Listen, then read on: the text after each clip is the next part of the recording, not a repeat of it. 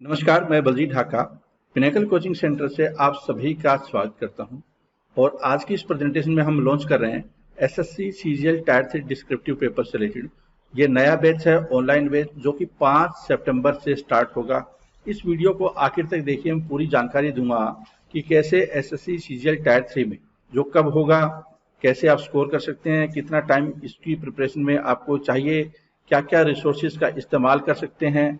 As a pinnacle हम आपको कौन से रिसोर्सेज दे सकते हैं, कैसे आप पेपर इवैल्यूएट करवा सकते हैं। और जो एक बहुत अच्छी अपॉर्चुनिटी मिली है, आमतौर पर एसएससी के एग्जाम आप जानते हैं कि बहुत टाइम के बाद होते हैं, लेकिन जब अपॉर्चुनिटी मिली है, क्या आप इस अपॉर्चुनिटी का राइट टाइम पे फायदा उठा सकते हैं, या किसी कारणवश है वो अपने आप को डेविएट कर लेते हैं, या डिस्ट्रैक्शन हो जाता है, बहुत सारी एक्टिविटी आपके आसपास होती है उस टाइम में। तो चलो चलते हैं, पूरी डिस्कशन करते हैं इसके ऊपर। सबसे इंपॉर्टेंट चीज आपके लिए ये है कि आपको अपनी प्रिपरेशन पे फोकस करना है। कोई भी हो, चाहे कोरोना हो या कोई और कोई चीज हो, आपका पहला काम यह है कि आपको टायर 2 जो कि अभी होगा और टायर 3 है अभी होगा, उन दोनों एग्जाम पे फोकस करना है। वो सारे स्टूडेंट्स जिन्होंने एसएससी सीजीएल टायर 1 क्वालिफाई किया है, उन सभी को टायर 2 भी देना है और उन सभी को टायर 3 भी देना है।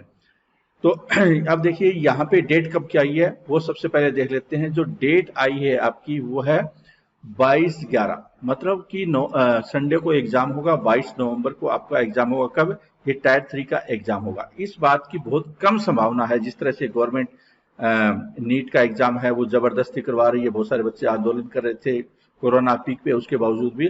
तो मुझे लगता है कि गवर्नमेंट अपना फेस सेविंग करना चाहती है और ये एग्जाम जरूर कंडक्ट करवाएगी। जो टायर 2 है, जैसा आप जानते हैं, इसका एग्जाम है वो फर्स्ट वीक में हो जाएगा और 22 तारीख को होगा फिर टायर 3 का एग्जाम। तो आपके पास में टायर 2 के लिए भी कम समय है और टायर 3 के लिए भी कम समय है। टायर 3 में क्या होता है, डिस्क्रिप्टिव राइटिंग होती है, उसको तैयार करने में थोड़ा टाइम लगता है, क्योंकि राइटिंग स्किल्स को इंप्रूव करना है। कुछ बच्चों की ये सोच होती है, कुछ टॉपिक के रट्टे मार लिए और इतना ही काफी होता है, लेकिन ये आपके लिए बहुत डेंजरस भी हो सकता है। क्योंकि जब आप कॉन्टेक्ट में आते हैं किसी के, उन बच्चों को कॉन्टेक्ट में आते हैं जिनके बहुत अच्छे नंबर आए, लेकिन ज्यादातर स्टूडेंट्स है अच्छा स्कोर नहीं कर पाते हैं और बहुत सारे फेल भी होते हैं इसमें। तो इस बात का भी जरूर ध्यान में रखें। एसएससी सीजीएल टायर 1 है वो तो 200 मार्क्स का होता है, तो टायर 2 है ये 400 नंबर का होता है। ये बहुत ज्यादा इंपॉर्टेंट है। और साथ में क्या है कि जो ये 100 मार्क्स का एग्जाम है, इस पे आपकी नजर बहुत पैनी होनी चाहिए। ये आपको टायर 3 और टायर 4 इस तरह के एग्जाम होते हैं जो कहीं ना कहीं बाहर भी करवा सकते हैं, भले ही आपका टायर 2 और टायर 1 में कितना ही अच्छा स्कोर हुआ। तो इतनी अपॉर्चुनिटी मिली है, 2-3 साल के बाद एक बार टायर 3 लिखने की अपॉर्चुनिटी मिलती है। इसको जाया न होने दें और बहुत अच्छे से तैयारी करने के साथ साथ इसको अच्छे ढंग से लिखें। टायर 2 और टायर 3 दोनों मिलाकर 500 का स्कोर करते हैं। कुछ बच्चे बहुत अच्छा स्कोर कर रहे होंगे टायर 1 में, कुछ का ऐसा भी होगा कि टायर 1 में ज्यादा स्कोर नहीं होगा और वो बॉर्डर लाइन पे है। लेकिन जो ये 500 का जंप है, जो 500 का ये ब्लॉक है, ये आपके लिए बहुत ज्यादा गेम चेंजर है। वेयर 1 और 2 marks can make a difference, जहां 1 या 2 नंबर है वो डिफरेंस क्रिएट कर सकते हैं, तो आप इजिली टायर 3 के माध्यम से, क्योंकि इस प्रेजेंटेशन में हम टायर 2 की नहीं टायर 3 की बात कर रहे हैं, हो सकता है दूसरी किसी प्रेजेंटेशन में हम टायर 2 की बात करेंगे तो वहां पे भी टॉपिक वाइज हम लोग डिस्कस करने वाले हैं। डिफरेंस है वो 20-30 नंबर का, तो बहुत ज्यादा कर देता है, क्योंकि कंपटीशन का लेवल काफी ज्यादा है और एक एक नंबर बहुत ज्यादा इंपॉर्टेंट हो जाता है। इसका रियलाइजेशन आखिरी में होता है जब एक्चुअल में रिजल्ट आता है, पता चला आपको मन पसंदीदा डिपार्टमेंट है वो सिर्फ 0.5 की वजह से नहीं मिला, या आपका सिलेक्शन कोई भी गवर्नमेंट जॉब है 0.5 या 1 नंबर की वजह से नहीं मिली, तब आपको इसका रियलाइजेशन होता है। तो मैं आपको पहले आगाह कर रहा हूं कि आप एक एक नंबर के लिए अर्न कीजिए। What happens in tier 3? Tyre 3 में होता क्या है? Many despite good score in tyre 1 and tyre 2, बहुत सारे बच्चों के टायर 1 और टायर 2 में तो आ जाते हैं अच्छा स्कोर, लेकिन टायर 3 में या तो वो क्वालिफाई नहीं कर पाते, या सीरियसली न लेने की वजह से वो फेल भी हो जाते हैं, और या कम स्कोर आ जाता है, 100 में से 50-60 इस रेंज में नंबर आ जाते हैं। कम से कम आपको 65 से 75 की रेंज तो पकड़नी चाहिए, और बहुत अच्छा स्कोर है 75, 80, 85, 90 तक रेंज में भी हमने देखा सीएचएसएल 2 में, सीएचएसएल में गए हैं। तो यहाँ पे सीजीएल में भी डिपेंड करता है बहुत सारी सिचुएशन पे, आपको 80 अबो या 75 अबो तो टारगेट रखना चाहिए। एग्जाम्पल के तौर पे देखते हैं कि कैसे ये आपके लिए गेम चेंजर हो सकता है। जैसे कि राकेश है, उसने स्कोर किया 460 टायर 2 तक, और उसके बाद क्या है कि उसके 52 मार्क्स आए सिर्फ और सिर्फ टायर 3 में। राकेश ने टोटल स्कोर कर दिया 512, तो उसका जो टायर 3 का कंट्रीब्यूशन था, एक केस स्टडी के माध्यम से हम ये डिस्कस कर रहे हैं, उसका स्कोर था 10.15%, जबकि एक्चुअल में राधिका है उसका स्कोर सिर्फ और सिर्फ 440 था। इसका कितना था? इसका था 460, लेकिन इसके 20 नंबर कम थे टायर 2 में, लेकिन टायर 3 इसकी बहुत अच्छी राइटिंग स्किल्स थी। तो जो बच्चे बहुत अच्छा इंग्लिश में, बहुत अच्छा मैथ में, कोई जरूरी नहीं है उनकी राइटिंग स्किल्स अच्छी हो। राइटिंग स्किल्स होना, एमसीक्यू फॉर्मेट में स्कोर करना बहुत ज्यादा फर्क होता है। उसके स्कोर आए 76 नंबर टायर 3 में और टोटल स्कोर बन गया 440 प्लस में 76 516, और यहाँ पे था 514। तो इस बात की संभावना हो सकती है ये जॉब से बाहर हो जाए या मनपसंद का डिपार्टमेंट न मिले, और यहाँ पे इसने काफी ज्यादा लीड ले ली है टायर 3 का कंट्रीब्यूशन के माध्यम से। 15% के आसपास है वो टायर 3 ने कंट्रीब्यूट किया है। तो टायर 3 की वजह से वो 4 नंबर आगे हो गई है, तो हायर चांसेस होंगे राकेश की तुलना में उसको बेटर जॉब मिलने के लिए या कोई भी जॉब मिलने के लिए। जहां तक सवाल है एससी और एसटी कैटेगरी के जो बच्चे हैं उनके लिए, तो यहाँ पे डिफरेंस है वो कुछ ज्यादा हो जाता है, और भी ज्यादा हो जाता है। फॉर एग्जाम्पल, मोहन है, उसने स्कोर किया 360 टायर 2 तक, और उसने टायर 3 में सिर्फ 50 नंबर स्कोर किए, तो टोटल स्कोर हो जाता है 50 और 360 कितना? 410। टायर 3 का कंट्रीब्यूशन कितना है यहाँ पे? 12.19% टायर 3 का कंट्रीब्यूशन है। जबकि सीता है, उसका स्कोर 340 है। यहाँ पे जो डिफरेंस है आप देखिए, 340 और 360 का रीजनेबल डिफरेंस है, लेकिन टायर 2 में कम नंबर आए हैं इसके। लेकिन इसने क्या किया, टायर 3 में धमाल मचाया और 75 स्कोर किया, जो कि काफी अच्छा स्कोर है। 80 प्लस अगर होता तो और भी ज्यादा स्कोर हो जाता। हर स्कोर है टायर 3 का, अब मिलाकर टायर 2 और टायर 3 का वो बन जाता है 416, जबकि इसका स्कोर था यहाँ पे 410। तो मतलब कि टायर 3 का जो कंट्रीब्यूशन है वो बहुत ज्यादा हो गया है, 18% से भी ज्यादा कंट्रीब्यूशन हो गया है। इसलिए उसकी जॉब लगने के चांसेस है वो सीता के काफी ज्यादा है, किसकी तुलना में? मोहन की तुलना में। तो कैटेगरी में भी फर्क पड़ता है, क्योंकि टायर 2 तक और टायर 1 में एसटी कैटेगरी का और एससी कैटेगरी का, एसटी का, इनका स्कोर कम होता है। What do you need for tyre 3? अब आता है कि टायर 3 के लिए ऐसी क्या चीज, कौन सी दवाई खाई जाए जिससे स्कोर है वो बेटर हो जाए। तो टायर 3 एक डिस्क्रिप्टिव पेपर है, और इसमें आपको लिखना है तो राइटिंग एबिलिटी है इंप्रूव करनी है, या दूसरे शब्दों में बोले हैं कि राइटिंग एबिलिटी है, उसका ये टेस्ट होता है, उसको असेस किया जाता है कि आप किसी पर्टिकुलर टॉपिक पे वो लिख सकते हैं नहीं लिख सकते हैं। जैसे कि एग्जांपल के तौर पे honesty is the best policy, मान लो इसी टॉपिक पे लिखना है, तो यहाँ पे क्या आएगा? क्या आपका टायर 2 का नॉलेज काम आएगा, या मैथ का नॉलेज काम आएगा, या इंग्लिश का नॉलेज काम आएगा? इसमें एक्चुअली में क्या है कि आपकी क्रिएटिविटी कैसे, आपके दिमाग में आइडिया आता है, थॉट्स कैसे डेवलप हो रहे हैं, सेंटेंस स्ट्रक्चर आप कैसे कर पाते हैं, कटिंग मटिंग आपकी नहीं है, प्रॉपर सेंटेंस फॉर्मेशन हो रहा है, सेंटेंसेस को आपस में जोड़ पाते हैं। अब ये नहीं है कि जो पहले लिखने वाली चीज बाद में लिखी और बाद में लिखने वाली पहले लिख दी आपने। जो बेसिक फॉर्मेट्स होते हैं, पहले क्या लिखना चाहिए, बॉडी में क्या लिखें, आखिर में क्या लिखें, वो आपको जनरल पता होना चाहिए। और साथ में क्या है, फिर आप कुछ एग्जाम्पल या सिचुएशन क्रिएट करने की एबिलिटी, और वो भी 250 शब्दों में। तो इसका मतलब क्या है कि जब तक कि आप प्रैक्टिस नहीं करेंगे और कुछ एक कॉमन सेंस का इस्तेमाल और बेसिक जनरल अवेयरनेस का इस्तेमाल, बहुत ग्रेट नॉलेज की आवश्यकता नहीं होती राइटिंग के लिए, बेसिक नॉलेज की आवश्यकता होती है, उसके माध्यम से आप एक अच्छा स्कोर कर सकते हैं। एलिमिनेशन, और ये कब आएगा? ये प्रैक्टिस आएगा जब आपका माइंडसेट डेवलप होगा, जब आप समझेंगे कि भैया राइटिंग स्किल है ये कोई रट्टे मारने वाला एग्जाम नहीं है। कई बच्चे इसमें अभी भी कंफ्यूज है कि वो रट्टे मारने पर फोकस करते हैं। एलिमिनेशन ऑफ अनसूटेबल कैंडिडेट, कुछ बच्चों को बाहर किया जाता है क्योंकि उनकी बहुत खराब राइटिंग स्किल्स होती है, लेकिन मैथ बहुत अच्छा होता है, उनका रीजनिंग बहुत अच्छी होती है, इंग्लिश बहुत अच्छी होती है, लेकिन राइटिंग है वो टेरिबल होता है। ईमेल भी, हमारे पास बहुत सारे बच्चे होते हैं जो के लिए अप्लाई करते हैं, उनका 200 स्कोर होता है इंग्लिश में, मैथ्स में बहुत अच्छा स्कोर होता है, लेकिन वो एक प्रॉपर ढंग की ईमेल नहीं लिख सकते। तो यहाँ पे, क्योंकि ऑफिस में आपको काम रिपोर्ट राइटिंग का है, लिखने वाला बहुत है, ईमेल करनी होती है, इंटर डिपार्टमेंट करनी होती है, तो ये काम बहुत ज्यादा इंपॉर्टेंट होता है। इसलिए जैसे टाइपिंग एक स्किल इंपॉर्टेंट होता है, आपको एक्सेल आना चाहिए, पावर पॉइंट आना चाहिए, वैसे ही राइटिंग इंपॉर्टेंट हो जाता है। Tyre 3 is all about practice practice and practice. Practice के माध्यम से आप एक अच्छा स्कोर कर सकते हैं।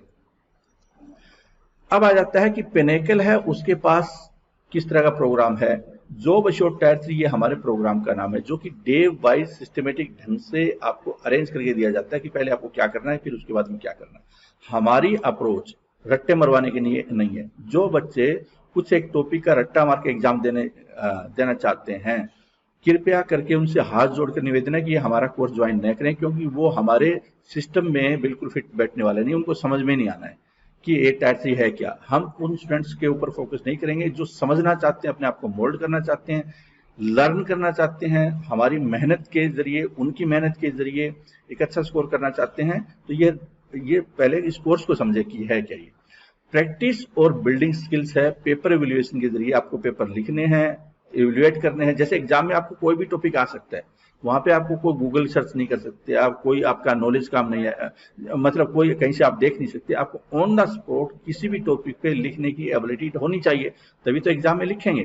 तो उन चीज पे हम लोग फोकस करते हैं। तो हमारा जो ज्यादातर काम होता है वो प्रैक्टिकल एवेल्युएशन पे, दूसरे ने कैसा लिखा है आप उसका देखिए, आप भी अपना देखिए कि आपने कैसा लिखा था। उसने अच्छा लिखा है तो कुछ किस तरह के पॉइंट डाले हैं उसी पेपर पे, आपने किस तरह के पॉइंट डाले, क्या कमी रह गई, जो एवेल्युएटर है उसको क्यों ज्यादा नंबर दे रहा है, आपको कम नंबर क्यों दे रहा है। तो ये जब आप ये थॉट प्रोसेस चलेगा माइंड में, तभी आप है वो बेटर स्किल डेवलप कर सकते हैं।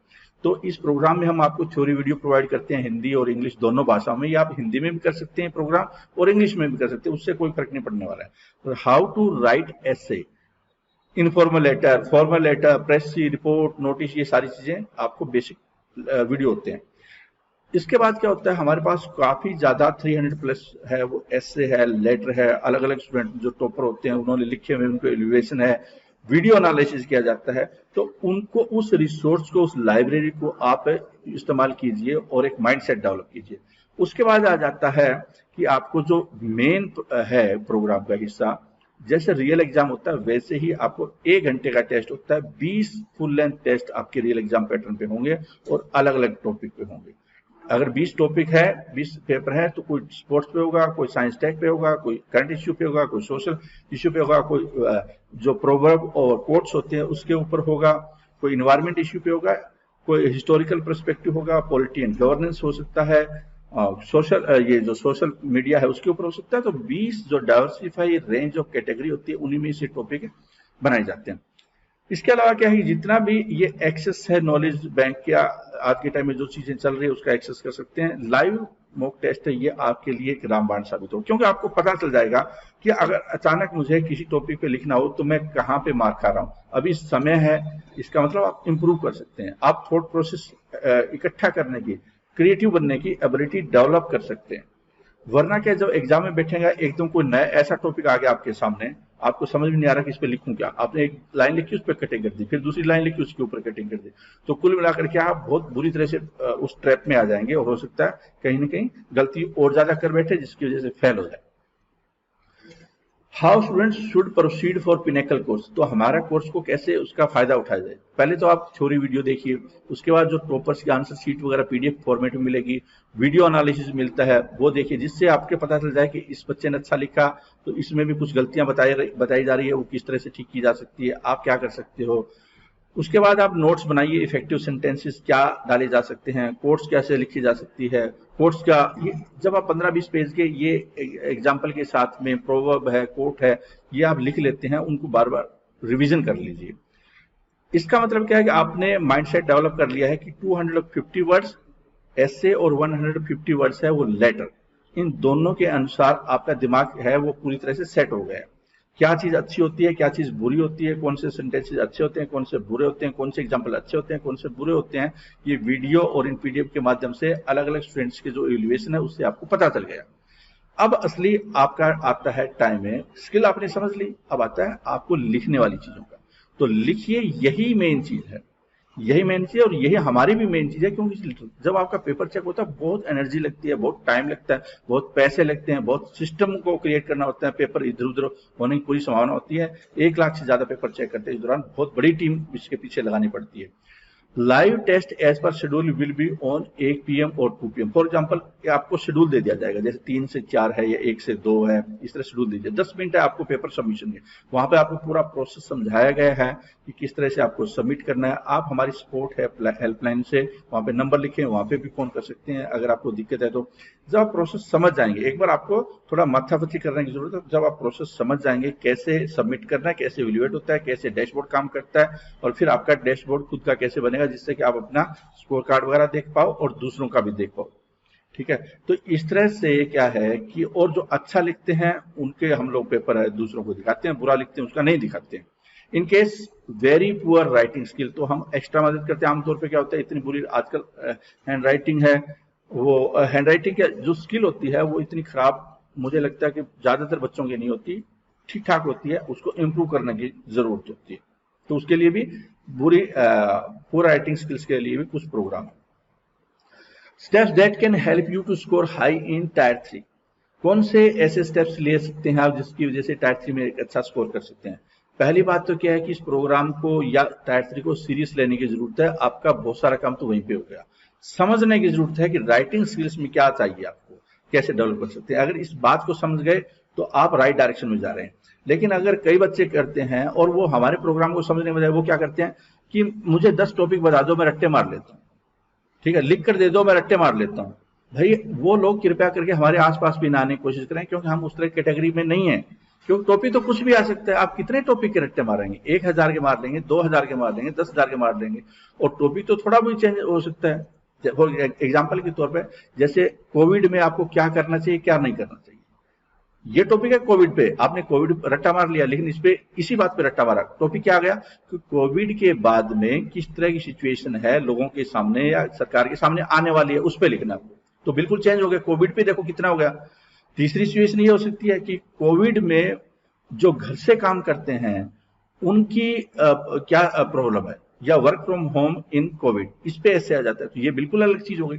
तो सोचिए कि थोड़ा बहुत भी अगर चेंज हो जाता है, अगर आपने स्किल नहीं है तो आप पता ही नहीं चलेगा ना, सारी चीजें वही कोविड पर रट्टा मारा वही लिख देंगे, और सारे बच्चे वही जो कुछ एक टॉपिक पे रट्टा मारे सारे वही लिख रहे हैं।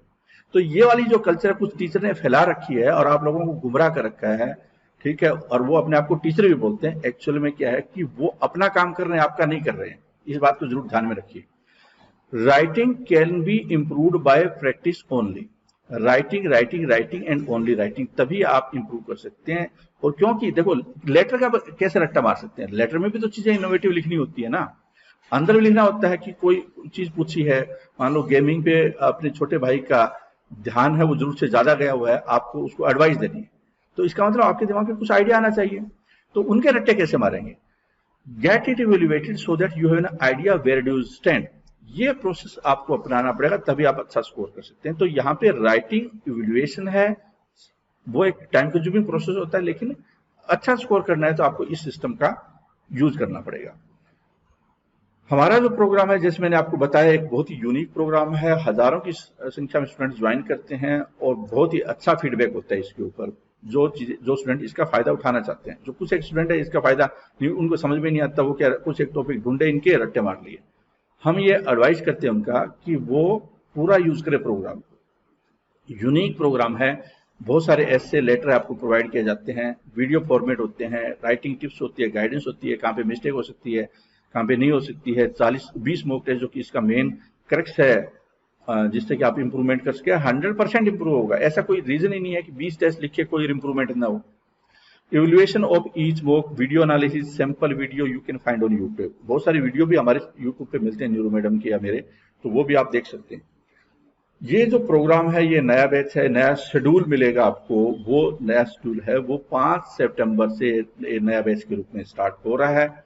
आपको इस प्रोग्राम को ज्वाइन कर लेना चाहिए फटाफट, क्योंकि बाद में आखिर में क्या होते हैं, कई सोचते हैं कि मैं आखिर में लिख लूंगा, उस टाइम में रश होता है और प्रॉपर चेकिंग करना बहुत मुश्किल होता है। उस चेकिंग का कोई फायदा नहीं है। आपको 10 दिन के बाद पेपर मिले, आपको 2-3 दिन के अंदर आपका पेपर मिल जाए, ये बहुत इंपॉर्टेंट होती है। और आप हमारी प्रॉब्लम को भी समझने की कोशिश कीजिए कि अगर सारे स्टूडेंट आखिर में लिखना स्टार्ट कर दिया उन्होंने, तो प्रॉपरली इवैल्यूएट करना बहुत मुश्किल होता है।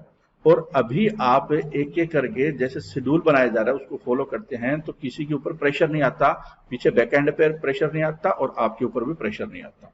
तो इस चीज को ध्यान में रखते हुए इस प्रोग्राम को फॉलो कीजिए।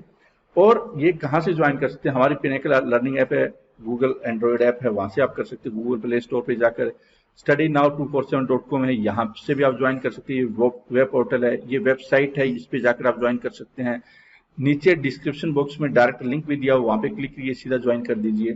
ये मोबाइल नंबर है, व्हाट्सएप नंबर है, ईमेल आईडी है। तो जैसे ही आप ज्वाइन करेंगे उसके बाद में क्या है कि हमारी टीम 24 घंटे में with in 24 hours working hours है, आपको ईमेल आईडी भेजेगी और वो ईमेल आईडी में आपको एक डैशबोर्ड मिलेगा। उस डैशबोर्ड में सारा शेड्यूल, वीडियो, पीडीएफ, ये सारी चीजें दी हुई है। वो आपको अच्छे ढंग से वो ईमेल को देखना है आपको, और उसमें डैशबोर्ड है, उस पर क्लिक करके आप अपना इस प्रोग्राम को करना है। आप ये चीजें हैं जो राइटिंग वाली या शेड्यूल वाली, ये आपको कोई ऐप में नहीं मिलने वाली है, वेबसाइट पे नहीं मिलने वाली है, वेब पोर्टल पे नहीं मिलने वाली है। इसके लिए अलग ही चीजें क्रिएट की जाती है और वो ईमेल के जरिए डैशबोर्ड होता है, ठीक है, उसको आपको फॉलो करना है, ठीक है। तो ये था पूरी जानकारी। उम्मीद करता हूं कि आप टायर 3 में बहुत अच्छा स्कोर करेंगे। Thank you very much for watching this. All the